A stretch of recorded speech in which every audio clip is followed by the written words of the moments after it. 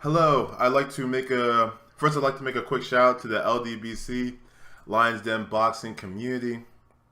And then like to make a special shout out to the Boxing Librarian. It's actually his video that I'm going to be directly responding to.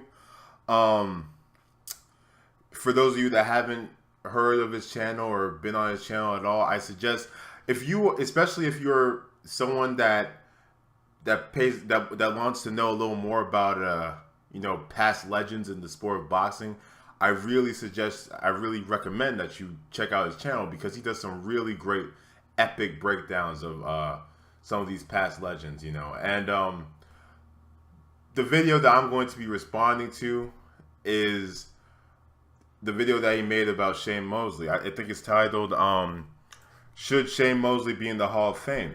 And when I first saw the title of that video just pop up on my newsfeed, I was kind of shaking my head because initially I thought that was a no-brainer kind of a question.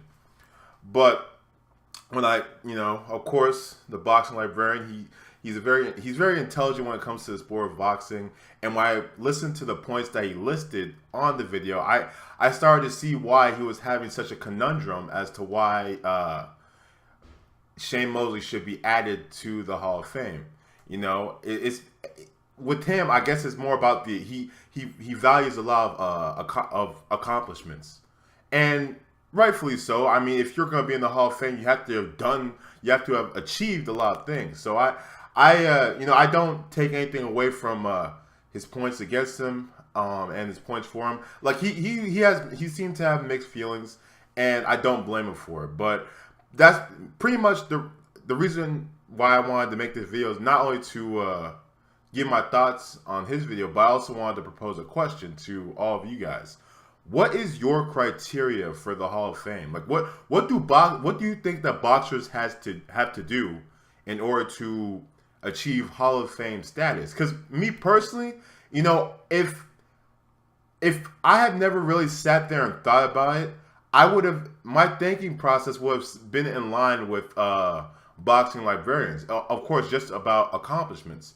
But when I really start to think about it, there are a lot of fighters that really haven't accomplished a lot, in my opinion, have not accomplished a lot, but I feel like they still deserve to be in the Hall of Fame.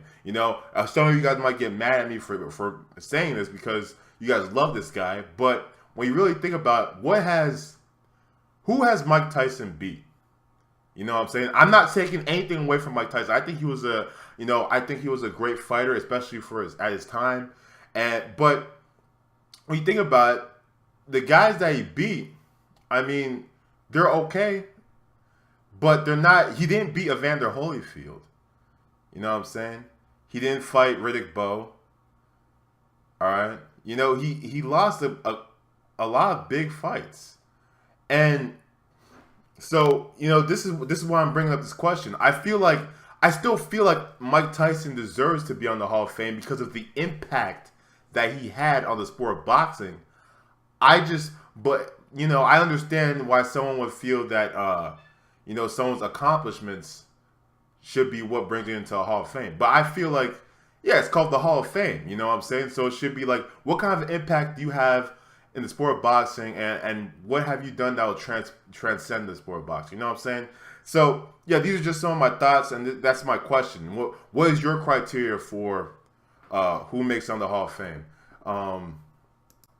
I don't think there's any right or wrong answers. I mean, well, of course, there's probably some decaps that'll probably leave some really stupid ones, but for the most part, I think that yeah, this is really just a subjective. The answers to this question is really subjective. It depends on your point of view. Me personally, I base it off of impact. What have you done how will your name be remembered for generations to come? That's how I base the Hall of Fame off of. You know what I'm saying? Does that make sense to you guys? I hope it does. But yeah, thank you guys for listening. I'm just a casual fan, of course. I'm not an expert like the Boxing Librarian, but you don't have to be an expert to give your opinion on something. So thank you for listening to this video, and as always, take care, have a nice day, goodbye. I'm on to the next one.